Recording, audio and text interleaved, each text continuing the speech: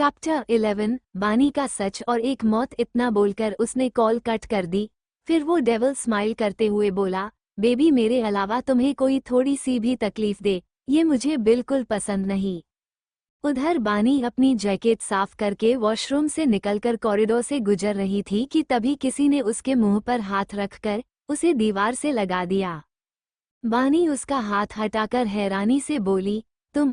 फिर गुस्से में बोली, तुम यहाँ क्या कर रहे हो कबीर? कबीर बोला, मुझे तुम्हारी फिक्र हो रही थी, इसलिए मैं भी यहाँ आ गया। बानी आसपास देखते हुए बोली, कबीर तुम? फिर कबीर का हाथ पकड़कर वॉशरूम में ले गई। कबीर उसे देखते हुए बोला, ये लेडीज वॉशरूम है।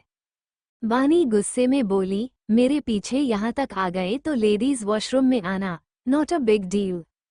कबीर बोला, अच्छा ठीक है, पहले तुम ये बताओ, तुम ठीक हो? बानी बोली, तुम्हारे सामने खड़ी हूँ, तो ठीक ही हूँ ना? कबीर बानी को कंधे से पकड़ते हुए बोला, बानी तुम सच में ठीक हो?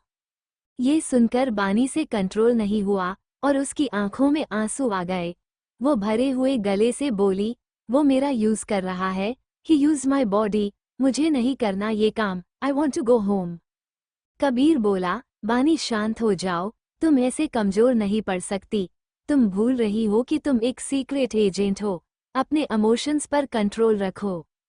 बानी अपने आंसू पोंछते हुए बोली, हाँ हूँ मैं एक एजेंट, पर आज से पहले किसी मिशन में कभी मेरी बॉडी यूज नहीं हुई थी, पर अब वो जब मन करे तब मेरी बॉडी से खेलता है। कबीर उसे समझाते हुए बोला, बानी तुम्हें पता है ना है कि रेयांश ओबरॉय के कितने इल्लीगल बिजनेस हैं, और वो लंदन भी अपने मकसद की वजह से आया है। 2 दिन बाद उसकी बहुत बड़ी डील है जो एक क्रूज पार्टी के आड़ में होगी। बानी सीरियस फेस के साथ बोली, यस, और मुझे उसे रोकना है।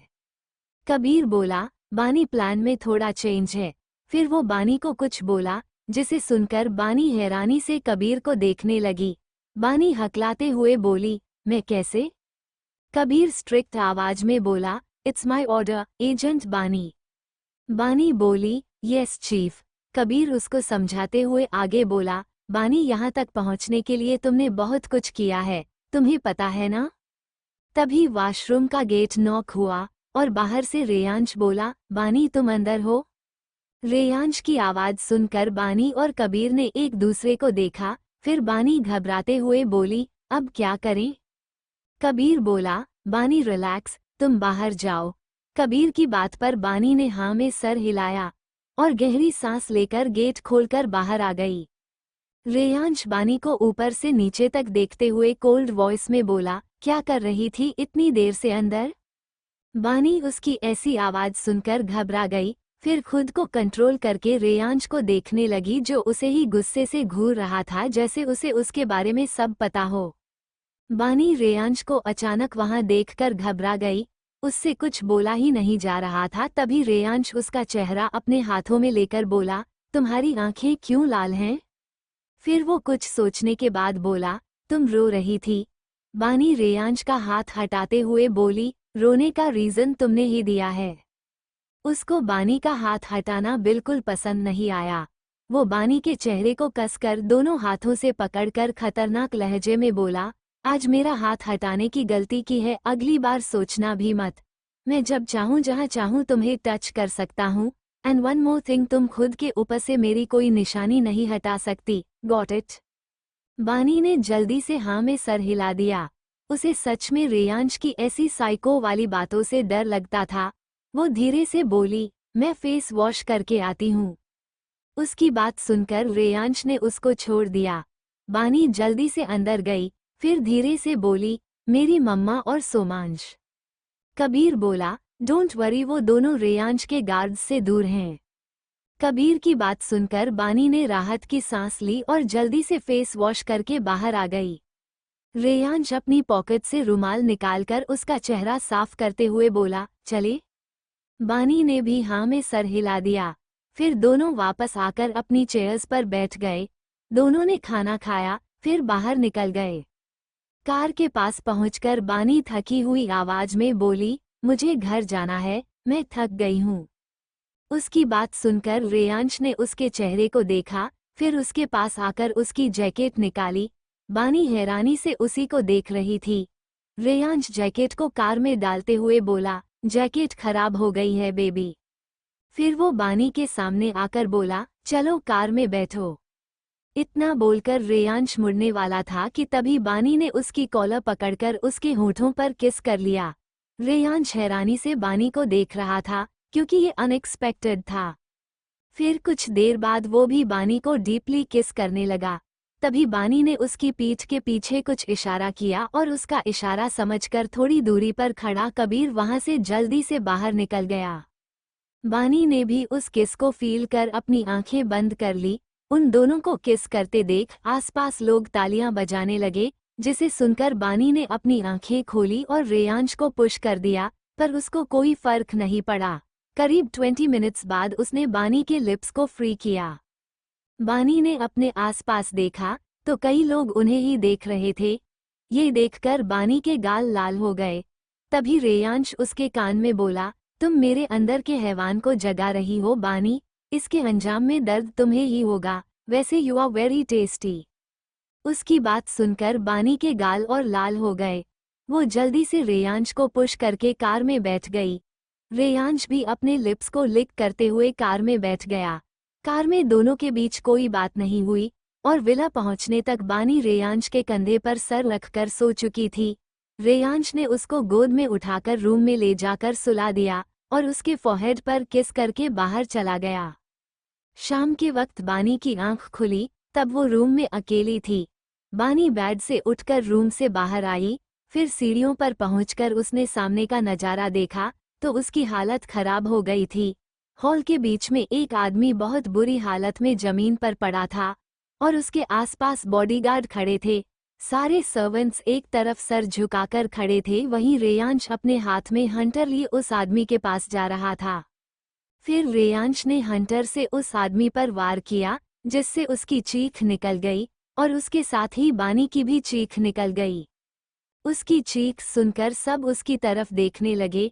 सबकी हालत खराब हो गई थी, क्योंकि आज तक अगर रेयांश के टॉर्चर के बीच में किसी की थोड़ी सी भी आवाज निकलती थी तो वो शख्स वहीं मर जाता था।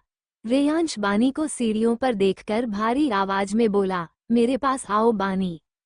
पर बानी ने नामे सर हिला दिया। रेयांश चिल्लाते हुए बोला, मैंने कहा मेरे पास आओ। उसकी आवाज वो सुनकर डर गई और धीरे धीरे उसके पास आई। फिर रेयांश ने उसको पलटकर पीछे से अपनी बाहों में भर लिया। बानी डर से कांप रही थी, क्योंकि उसने रेयांश का ये रूप पहली बार देखा था। रेयांश भारी आवाज में बोला, बेबी तुम्हें डरने की जरूरत नहीं है, इट्स टू नॉर्मल। बानी हकलाते हुए बोली, तुम ये। रेयांश बीच में ही टोकते हुए बोला, शुश बेबी, तुम डर रही हो तो मैं इसे टॉर्चर नहीं करूंगा, डायरेक्ट मार दूंगा। बानी की आंखें उसकी बात सुनकर बड़ी हो गई। फिर रेयांश ने गन हाथ में ली और बानी को बाहों में भरे हुए ही उस आदमी के प्राइवेट पार्ट पर शूट कर दी। वो आदमी बुरी तरह चीख रहा था। बानी से ये सब देखा नहीं जा रहा था। उसने अपनी आंखें कसकर बंद कर ली। फिर रेयांश ने उसके कान पर किस किया। बानी कुछ बोलने वाली थी कि तभी रेयांश ने उस आदमी को हेड पर गोली चला दी, जिसके बाद पूरे हॉल में शांति छा गई। फिर वो बानी को छोड़कर पागलों की तरह हंसने लगा। बानी घबराई हुई नजरों से उसको देख रही थी। ये देखकर बानी गुस्से में बोली, क्यों मारा तुमने उसे? रेयांश बानी के करीब जाकर उसकी आंखों में देखते हुए बोला, धोखा दिया इसने मुझे, चंद पैसे के लिए इसने मुझे धोखा दिया और मैं सब बर्दाश्त कर सकता हूँ, पर धोखा बिल्कुल नहीं। फिर बानी के गाल पर उंगली फेरते हुए आगे बोला, तुम मुझे धोखा तो नहीं दोगी ना बेबी? रेयांश की बात सुन बानी नामे सर हिलाते हुए ऊपर कमरे में भाग गई। रेयांश अपने आदमी को इशारा करते हुए बोला, कचरे को फेंक दो।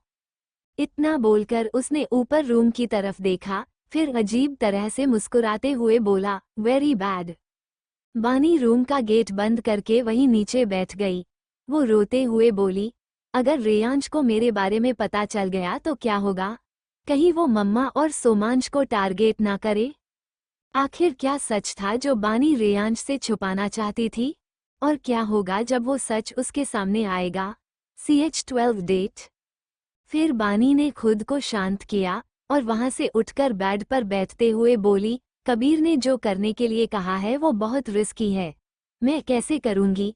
उस डील को रोकना अलग बात थी और ये मुझे मिशन के लिए हाँ नहीं करना चाहिए था। बहुत बुरी तरह फंस गई हूं मैं। अगर कबीर की बात नहीं मानी तो रेयांश की कैद में हमेशा के लिए बंद हो जाऊंगी, और कबीर की बात मान ली तो मैं। इतना बोलकर बानी चुप हो गई। रेयांश इस वक्त बेसमेंट में था और अपने आईपैड में एक गेम खेल रहा था। इस वक्त उसके चेहरे पर कोई भाव नहीं थे। थोड़ी देर में शेरा वहां आकर बोला, बॉस अब क्या करना है? रेयांश डेविल स्माइल करते हुए बोला, जीतता वही है जिसके पास क्वीन होती है, और जीतता हमेशा रेयांश ही है। दैट्स मीन्स क्वीन मेरे पास है। अब बस इंतजार करना है। Now you can go. Reyansh के बोलते ही शेरा वहां से चला गया। थोड़ी देर बाद रेयांश बेसमेंट से बाहर निकलकर स्टडी रूम में आ गया। फिर चेयर पर बैठकर टेबल पर रखा माउथ ऑर्गन बजाने लगा। वो एक बेहद खतरनाक धुन बजा रहा था। बानी जो किचन में पानी लेने आई थी, वो ये धुन सुनकर रुक गई। बानी ने एक नज़र सारे सर्वेंट्स को देखा जो अपने काम में लगे थे, मानो उन्हें कुछ सुनाई ही ना दे रहा हो। बानी धुन की आवाज को फॉलो करते हुए स्टडी रूम तक पहुंच गई। उसने गेट खोलकर अंदर देखा तो रेयांश चेयर पर आंखें बंद किए माउथ ऑर्गन बजा रहा था। बानी मन में बोली, अपने जैसी खतरनाक धुन बजा रहा है ये। वो पलटकर जाने वाली थी कि तभी रेयांश बोला, बेबी कहाँ जा रही हो? ये सुनकर बानी ने पलटकर उसको देखा तो रेयांश फिर से बोला, कम बेबी। बानी ने धीरे धीरे अपने कदम रेयांश की तरफ बढ़ा दिए। बानी उससे कुछ दूरी पर रुक गई। ये देखकर रेयांश ने उसका हाथ पकड़कर उसे अपनी तरफ खींच लिया, जिससे बानी सीधे उसकी गोद में जा गिरी। रेयांश बानी के बाल को उसके कान के पीछे करते हुए बोला, बेबी आज जो तुमने देखा था वो तुम्हें हमेशा याद रखना है। बानी बोली, तुमने जिस तरीके से उसे मारा है मैं वो कभी भूल भी नहीं सकती। रेयांश डेविल स्माइल करते हुए बानी के कान में बोला, गुड बेबी, अच्छी बात है कि तुम्हें याद रहेगा। अगर नहीं भी रहता तो मैं तो हूं ही याद दिलाने के लिए। ये बोलकर उसने बानी के बालों को हटाकर गले पर किस कर लिया। बानी जल्दी से रेयांश की गोद से उठी और वहां से जाने लगी। तभी रेयांश सर्द लहजे में बोला, एक और बात हमेशा याद रखना, मुझे धोखे से सख्त नफरत है, तो धोखा देने के बारे में सोचना भी मत, वरना अंजाम क्या होगा वो मुझे भी नहीं पता। उसकी बात सुनकर बानी ने पलटकर उसको देखा, फिर वहां से भाग गई। रात के वक्त दोनों ने अपना अपना डिनर किया। फिर बानी ने रूम में जाकर सीधे स्लीपिंग पिल्स ले ली, क्योंकि वो नहीं चाहती थी कि रेयांश उसके साथ कुछ करे। थोड़ी देर बाद रेयांश रूम में आया और बानी को सोते हुए देखा। फिर रेयांश ने एक नज़र बानी के साइड टेबल को देखा और अजीब तरह से मुस्कुराने लगा। फिर वो भी बानी को अपनी बाहों में भरकर सो गया। नेक्स्ट डे बानी की आंख खुली तो उसकी नज़र सीधे वॉल क्लॉक पर गई, जिसमें 12 बज रहे थे। बानी जल्दी से उठते हुए बोली, शिट, पिल्स की वजह से इतनी देर तक सोती रही। आई होप वो राक्षस बाहर गया होगा, तभी मैं शांति से रह पाऊंगी। वैसे भी कल रात तक सब खत्म हो जाएगा। इधर एक 2 BHK अपार्टमेंट में कबीर अपने लैपटॉप पर कुछ काम कर रहा था। सामने से एक लड़का कॉफी लाते हुए बोला, तुमने बानी को सब बता दिया है ना, फिर क्यों इतनी टेंशन में हो? कबीर लैपटॉप से बिना नजरें हटाए हुए बोला, विनीत बानी के लिए ये सब पहली बार होगा। विनीत भी एक सीक्रेट एजेंट था जिसने पिछले 5 सालों में बहुत से मिशंस पूरे किए थे, और अभी वो कबीर के साथ काम कर रहा था। कबीर की बात सुनकर विनीत बोला, पहली बार होगा, पर वो बहुत स्ट्रॉन्ग है, वो कर लेगी, और सबका कभी ना कभी पहली बार तो होता ही है। कबीर विनीत को देखकर बोला, पर बानी का सामना रेयांश ओबरॉय से हुआ है, जिसके सामने आज तक कोई नहीं टिक पाया। मुझे बानी के लिए डर लग रहा है। विनीत बोला, वैसे ये बात तो है, आज तक हमने कई एजेंट्स रेयांश की दुनिया में भेजे हैं, पर सबकी दर्दनाक मौत हुई है। और ऐसा भी नहीं है कि हमने लड़की पहली बार भेजी है, बानी तो तीसरी लड़की है। कबीर गहरी सांस लेकर बोला, पता नहीं, जो भी हो, कल रात ये मिशन खत्म हो जाएगा। कबीर की बात पर विनीत ने अपना सर हिला दिया। इधर रेयांश अपनी लंदन वाली ब्रांच के ऑफिस में था और ग्लास विंडो के पास खड़ा होकर सिगरेट के कश ले रहा था। फिर वो डेविल स्माइल करते हुए बोला, कल की रात बहुत यादगार होगी। इतना बोलकर वो अपनी चेयर पर बैठ गया। तभी शेरा केबिन में आया। रेयांश ने एक नज़र शेरा को देखा, फिर चेयर से सर टिकाकर उसने अपनी आंखें बंद कर ली। शेरा अपना सर झुकाकर बोला, बॉस कल क्रूज पार्टी में बेसमेंट में मिस्टर जैक्सन के साथ मीटिंग होगी, पेपर्स भी वहीं साइन होंगे। रेयांश आंखें बंद किए हुए बोला, आज रात एक डेट अरेंज करो, बानी के लिए ड्रेस भिजवा दो और डेट प्लेस का एड्रेस भी भेज दो। एड्रेस मेरे आईपैड में है। इतना बोलकर रेयांश चुप हो गया और शेरा उसका आईपैड लेकर केबिन से बाहर चला गया। रेयांश वैसे ही आंखें बंद किए बैठा रहा। इधर विला में बानी खाना खाकर रूम में बैठी थी। वो कुछ सोच रही थी कि तभी डोर नॉक हुआ। बानी अपनी सोच से बाहर आई और गेट खोलकर देखा तो वो हैरान हो गई। बानी ने जब डोर ओपन किया तो गेट के सामने एक मेड खड़ी थी और उसके हाथ में कुछ सामान भी था। वो बोली, मैम, सर ने आपके लिए ड्रेस भिजवाई है और कहा है कि आज शाम को आपको रेडी रहना है। आज आपकी डेट है। शाम को ड्राइवर आपको उस एड्रेस पर छोड़ देगा। इतना बोलने के बाद मेड बानी को ड्रेस देकर चली गई। बानी ने गुस्से में गेट बंद किया, फिर उस बॉक्स को खोलकर देखा तो उसमें एक रेड कलर का वन पीस था जो ऑफ शोल्डर था। बानी ने एक नज़र उस ड्रेस को देखकर उसे बेड पर रख दिया।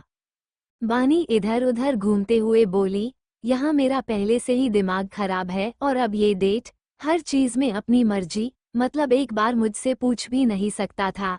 जिसके साथ डेट पर जाना है उससे ही नहीं पूछा। वैसे सही भी है, वो क्यों पूछेगा, आखिर वो ग्रेट माफिया रेयांश ओबरॉय है। फिर ड्रेस को देखकर आगे बोली, जाना तो पड़ेगा। शाम के वक्त ड्राइवर ने बानी को एड्रेस पर छोड़ दिया। वो एक बीच साइड थी जहां डेट प्लान की गई थी। वहां चारों तरफ येलो लाइट्स थी। एक टेबल के दोनों तरफ चेयर लगी थी और वहां की रेड थीम पूरी तरह से कपल वाली फील दे रही थी। रेयांश की नज़र जैसे ही बानी पर गई, वो एकटक उसे देखने लगी। उसने वही रेड ड्रेस पहनी थी। उसके बाल खुले हुए थे जिन्हें कर्ल किया गया था, होठों पर रेड लिपस्टिक लगाई थी और हल्का सा मेकअप किया था। बानी चारों तरफ देख रही थी, फिर उसकी नज़र रेयांश पर गई तो कुछ पल के लिए वो भी उसको देखती रह गई। उसने ब्लैक सूट पहना था जिसके अंदर वाइट शर्ट पहन रखी थी, जेल से बाल सेट किए थे और हाथ में महंगी वॉच पहनी थी। बानी ने कुछ पल उसको देखने के बाद अपनी नजरें फेर ली। ये देखकर रेयांश उसके पास आकर उसके कान में बोला, लुकिंग सो हॉट बेबी। इतना बोलकर वो पीछे हट गया, फिर बानी का हाथ पकड़कर उसे टेबल के पास ले आया और चेयर पर बैठा दिया। बानी चारों तरफ देखते हुए बोली, ये सब किस लिए?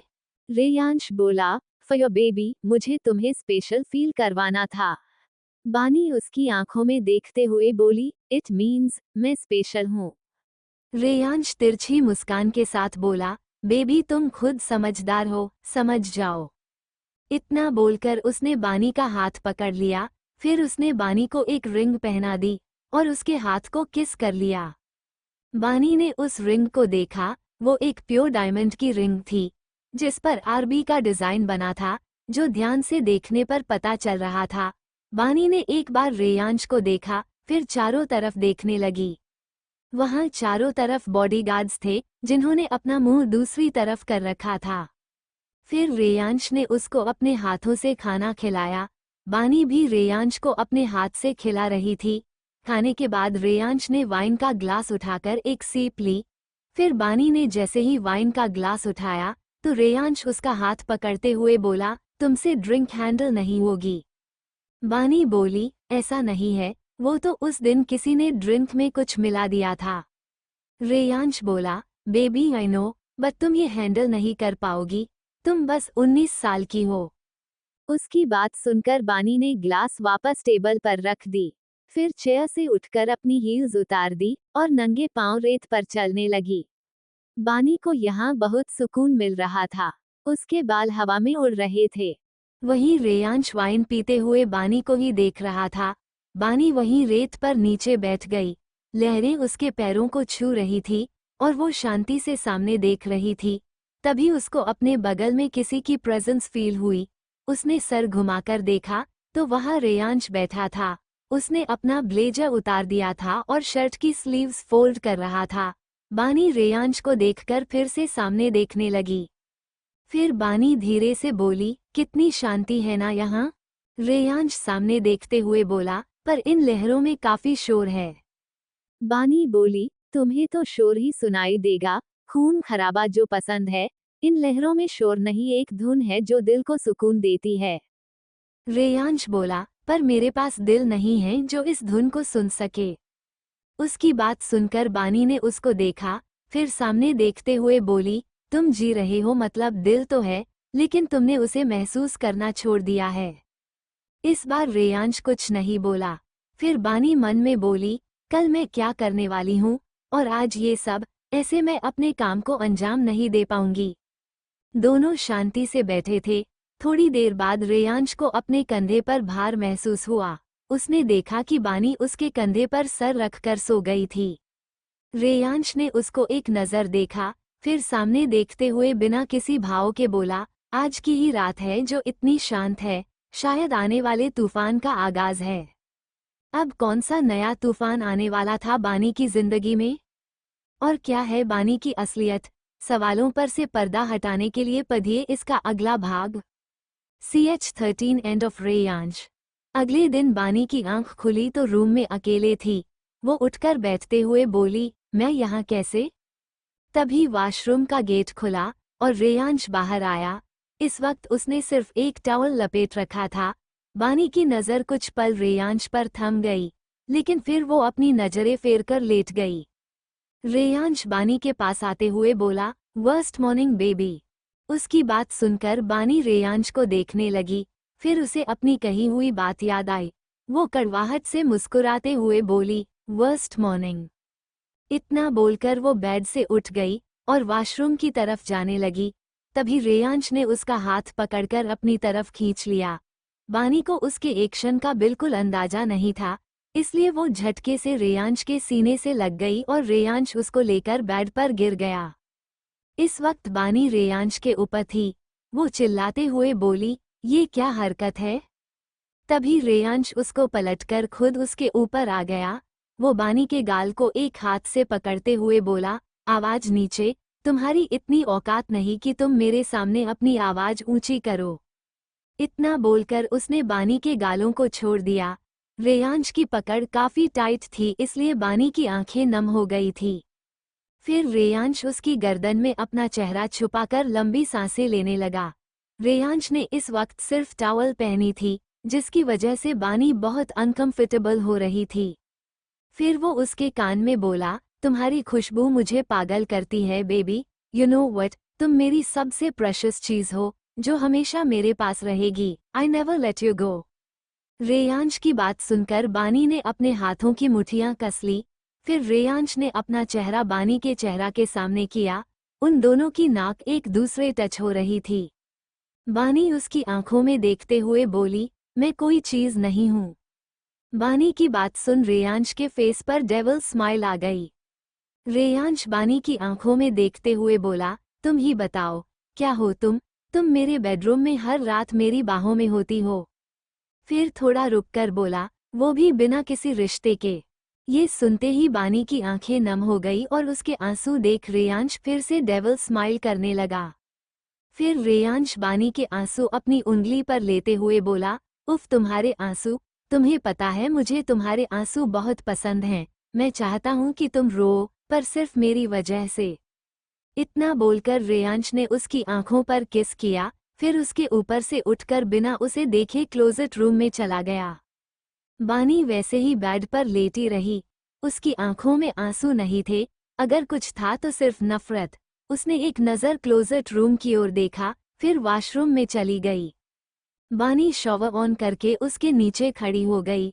शॉवर का ठंडा पानी उसके ऊपर गिर रहा था, पर आज उसके अंदर एक आग थी जो शांत नहीं हो रही थी। वो खुद से बोली, आज तुम्हें पता चलेगा कि बानी मेहरा क्या है। मैं तुम्हें नहीं छोड़ूंगी रेयांश, बस आज की रात और फिर तुम्हारा चैप्टर मेरी जिंदगी से हमेशा के लिए क्लोज। करीब 1 घंटे बाद बानी बाहर आई और सीधे क्लोजेट रूम में चली गई। उसने बाथरोब पहन रखा था। उसने अपनी साइड का डोर स्लाइड किया और अपने कपड़ों के बीच से एक छोटा सा ब्लूटूथ निकाला। ये ब्लूटूथ हमेशा कबीर से कनेक्ट रहता था और इसे ट्रेस करना बहुत मुश्किल था। बानी ब्लूटूथ अपने कान में लगाकर बोली, बानी रिपोर्टिंग। कबीर बोला, बानी एवरीथिंग ऑल राइट।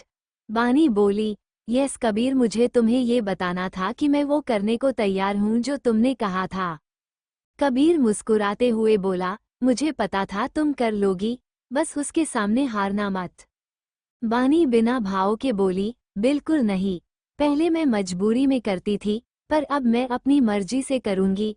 और बानी मेहरा जो काम अपनी मर्जी से करती है, उसमें कभी हार नहीं मानती। ये सुनकर कबीर बोला, गुड, मैं और विनीत आज रात को क्रूज पार्टी में पहुंच जाएंगे। तुम अपना काम करना और हम अपना काम करेंगे। एंड वन मोर थिंग, ये ब्लूटूथ तुम अपने पास रखना और कनेक्टेड रहना। बानी बोली, ओके। इतना बोलकर उसने ब्लूटूथ निकाल दिया और अपने कपड़े पहन लिए, फिर नीचे जाकर खाना खाया और खाकर वापस रूम में चली गई। वो किसी से कोई बात नहीं करती थी, इसलिए सब उसे घमंडी समझते थे, पर बानी को कोई फर्क नहीं पड़ता था। उसे बस जल्दी से अपना काम पूरा करके यहाँ से निकलना था। शाम को 2 लड़कियां बानी की ड्रेस लेकर रूम में आईं। रेयांश ने उसे क्रूज पार्टी के बारे में पहले ही बता दिया था। बानी ड्रेस पहनकर आई और ड्रेसिंग टेबल के सामने चेयर पर बैठ गई। कुछ ही देर में उन दोनों लड़कियों ने बानी को रेडी कर दिया और बाहर चली गई। बानी ने खुद को ऊपर से नीचे तक देखा। उसने ब्लैक कलर का स्ट्रैप वाला गाउन पहना था जो बैकलेस था और फ्रंट से भी डीप नेक था। उसके बाल राइट कंधे पर खुले हुए थे और लेफ्ट साइड के बालों को डायमंड क्लिप से सेट किया था। होठों पर रेड मैट लिपस्टिक लगाई थी। स्मोकी आई मेकअप किया था जो उसके ग्रे आईज पर बहुत अच्छा लग रहा था। कानों में लॉन्ग इयररिंग्स डाली थी। हाथ में ब्रेसलेट और रिंग फिंगर में रेयांश की पहनाई हुई रिंग पहनी थी। बानी इस वक्त बेहद खूबसूरत लग रही थी। वो खुद को मिरर में देख मुस्कुराने लगी। वो अपने ख्यालों में खोई हुई थी, तभी किसी ने रूम का डोर नॉक किया। किसी के डोर नॉक करने पर बानी अपने ख्यालों से बाहर आई। फिर जाकर उसने दरवाज़ा खोला तो सामने खड़ी मेड उससे बोली, मैम, सर ने आपको नीचे बुलाया है। ये सुनकर बानी ने एक गहरी सांस ली और नीचे चली गई। रेयांश की नज़र जैसे ही बानी पर गई, वो तो उसे देखता ही रह गया। वो धीरे से बोला, ये खूबसूरती सिर्फ मेरी है। तभी बानी उसके सामने आकर बोली, चलें। रेयांश बानी का हाथ पकड़कर बोला, ऑफ कोर्स बेबी। रेयांश और बानी सीधे क्रूज पार्टी में आ गए। यहाँ हर तरह के लोग थे, लेकिन ज्यादातर लोग या तो बिजनेसमैन थे या फिर माफिया। इस पार्टी की थीम प्योर ब्लैक थी। ये देखकर बानी मन में बोली, ऐसा लग रहा है जैसे नर्क में आ गई हूँ। रेयांश ने बानी को एक साइड में ले जाकर छोड़ दिया और उसके कान में बोला, बेबी यहीं रहना, आई विल बी बैक। इतना बोलकर रेयांश चला गया। उसके जाते ही बानी ने अपना ब्लूटूथ कनेक्ट किया जो उसने दाहिने कान में लगाया था। बानी बोली, कहाँ हो तुम? दूसरी तरफ से किसी ने कुछ कहा जिसे सुनकर बानी हैरान रह गई और अपनी नज़र चारों तरफ दौड़ने लगी। तभी उसकी नज़र एक आदमी पर गई जिसे देखते ही उसकी हैरानी और बढ़ गई। बानी के पूछने पर कि वो कहाँ है, कबीर उसे बोला, जहाँ भी हूँ मैं तुम्हें देख सकता हूँ। कबीर की बात सुनकर बानी अपनी नज़रें चारों तरफ घुमाने लगी। ये देखकर कबीर बोला, बानी हम अपना गेटअप चेंज करके आए हैं, तुम ऐसे नहीं पहचान पाओगी। ये सुनकर बानी बोली, पर मुझे बताओ, तुम और विनीत हो कहाँ? I want to know. Kabir बोला, ओके, तो अपने सामने बार काउंटर पर देखो, वहाँ जो बारटेंडर है जिसकी बैग है, वो विनीत है। बानी ने उस तरफ देखा तो विनीत ने अपनी एक आंख ब्लिंक कर दी। ये देखकर बानी बोली, हम समझ गई, और तुम? कबीर बोला, तुम्हारे लेफ्ट साइड में थोड़ी दूरी पर जो वेटर है, जिसने ब्लैक पगड़ी पहन रखी है और पूरा पंजाबी लुक है, वो मैं हूँ। बानी ने उस तरफ देखा तो कबीर ने भी एक आंख ब्लिंक की। बानी बोली, समझ गई, पर मुझे वो कहाँ मिलेगा?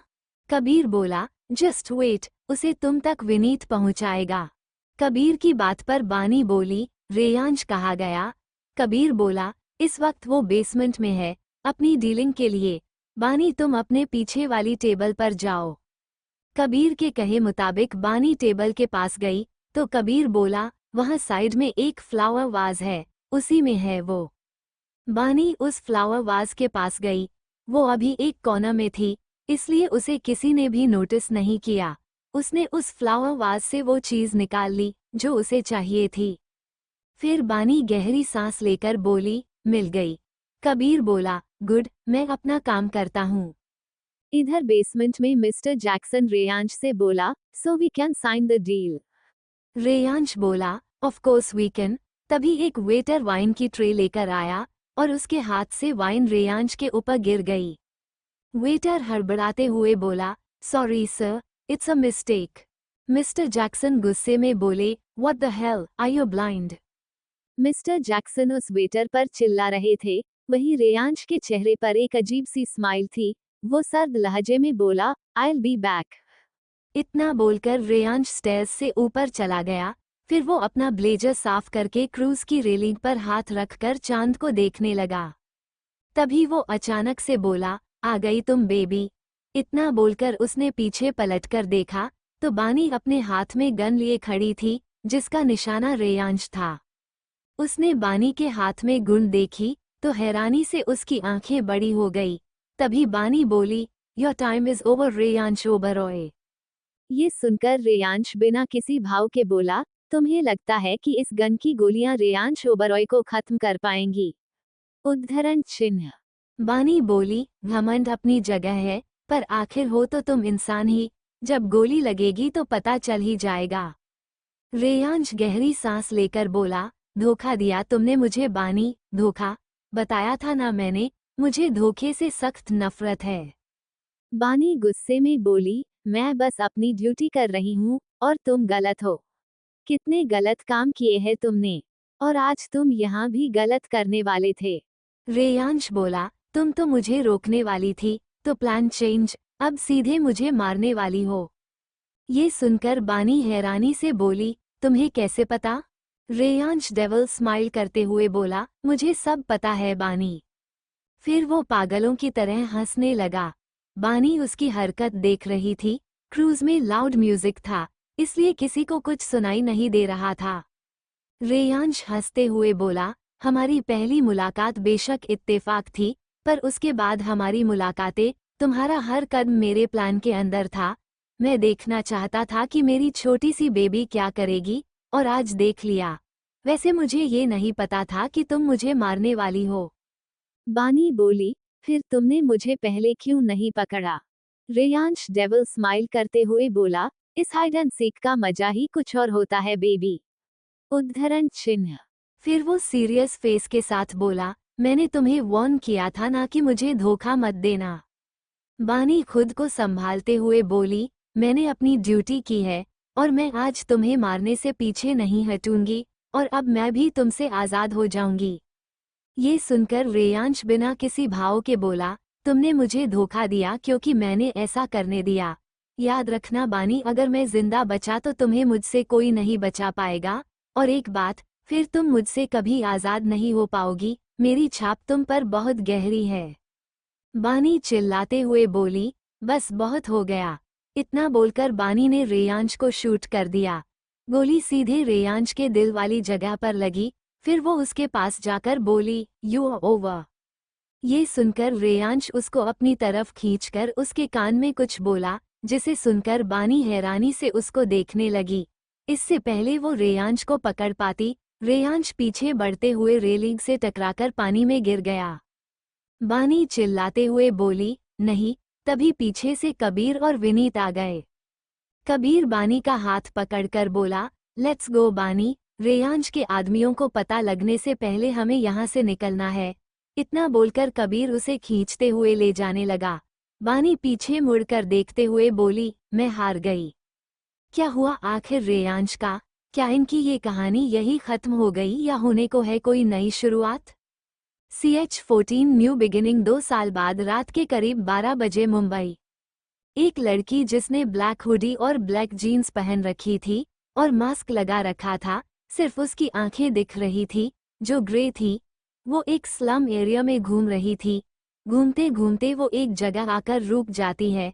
सामने एक झोपड़ी सा घर बना हुआ था जो बहुत पुराना था। वो लड़की उस घर को देखकर मुस्कुराती है।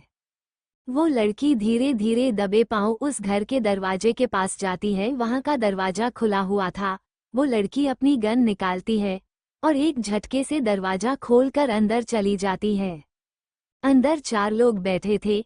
वहां बीच में एक टेबल थी जिस पर एक बैग रखा था।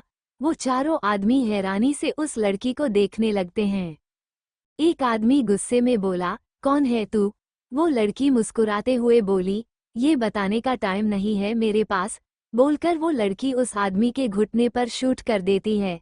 वो आदमी वहीं गिर जाता है। वो लड़की जल्दी से दूसरे आदमी की गर्दन पर वार करती है जिससे वो वहीं बेहोश हो जाता है। इससे पहले बाकी के 2 आदमी कुछ करते वो लड़की उन दोनों के हाथ पर गोली मारती है। फिर जल्दी से वो टेबल पे रखा बैग उठाकर वहां से भाग जाती है। वो स्लम एरिया से बाहर आकर अपनी बाइक पर बैठती है और उस बैग को अपने आगे रखकर वहां से निकल जाती है। करीब आधे घंटे बाद वो लड़की एक घर के आगे आकर रुकती है जो एक कॉटेज था। वो लड़की बाइक पार्क करके बैग लेकर सीधा अंदर जाती है। अंदर हॉल में 2 लोग बैठे थे।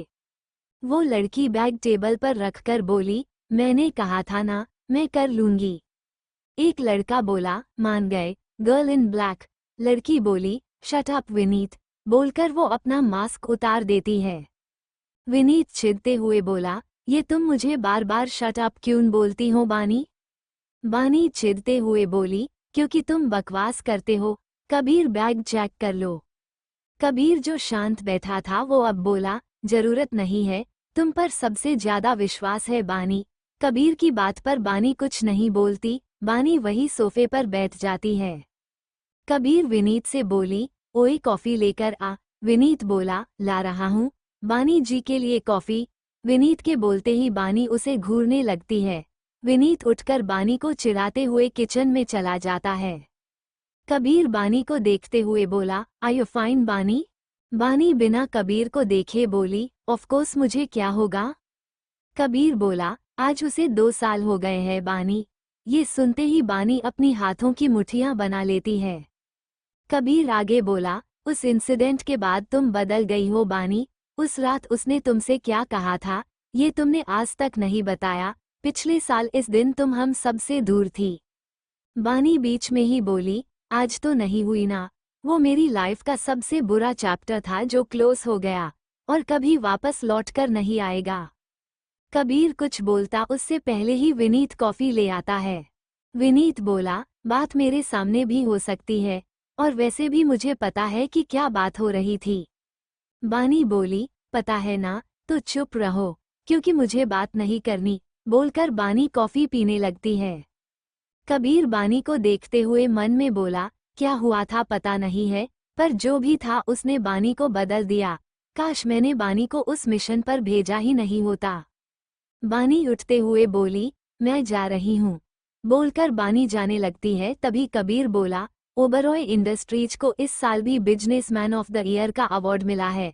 कबीर की बात सुनते ही बानी उसकी तरफ पलटती है। विनीत बोला, पता नहीं उसका भाई आर्यन ओबरॉय कहाँ से आ गया। बानी बोली, अपनी माँ के पेट से आया। विनीत चिढ़ते हुए बोला, हाँ तो मैंने कब बोला धरती फाड़ के आया।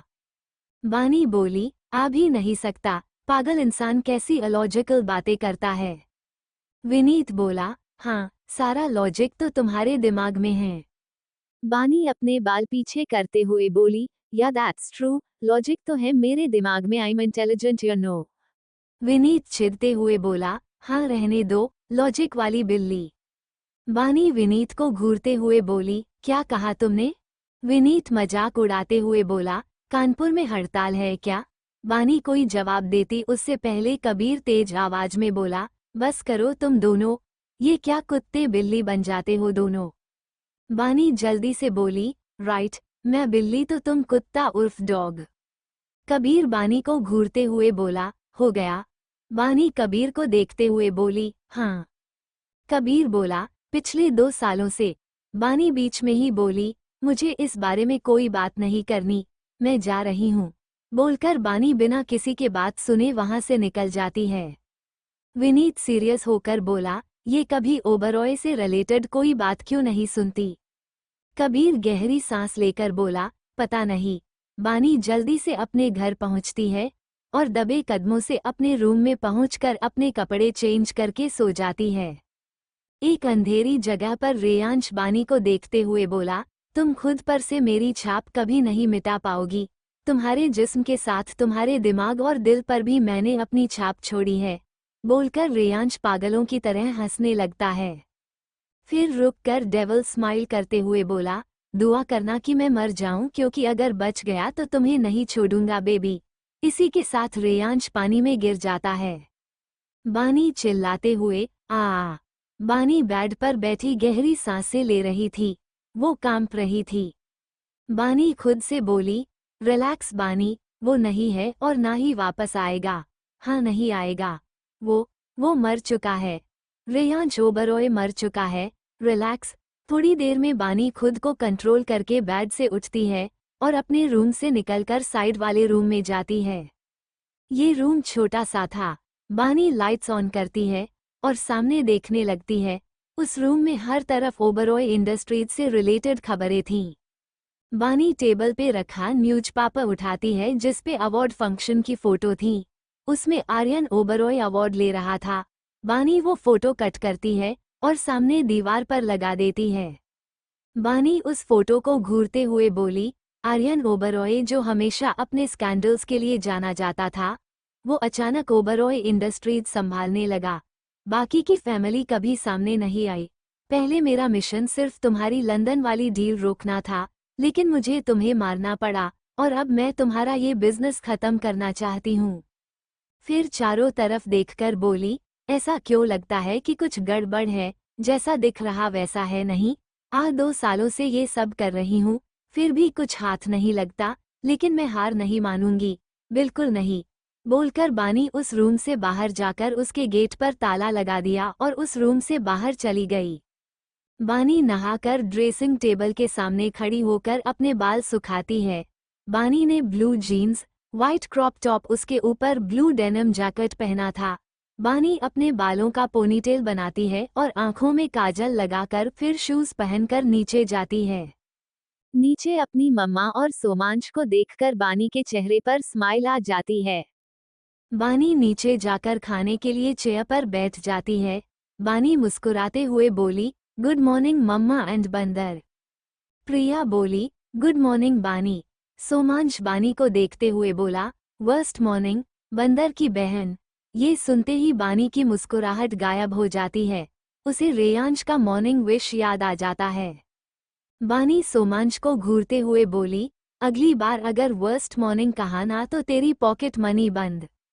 सोमांश नकली हंसी हंसते हुए बोला, अरे दी, मैं तो मजाक कर रहा था, आपने तो सीरियसली ले लिया। बानी सोमांश को इग्नोर करके अपनी माँ प्रिया से बोली, मम्मा मैं कैफे जा रही हूँ। प्रिया बोली, बानी खाना तो खा लो। बानी बोली, मेरा मूड नहीं है। बोलकर बानी घर से निकल गई। बानी अपनी बाइक पे बैठकर कैफे के लिए निकल गई। थोड़ी देर बाद बानी अपनी बाइक एक कैफे के आगे रोकी।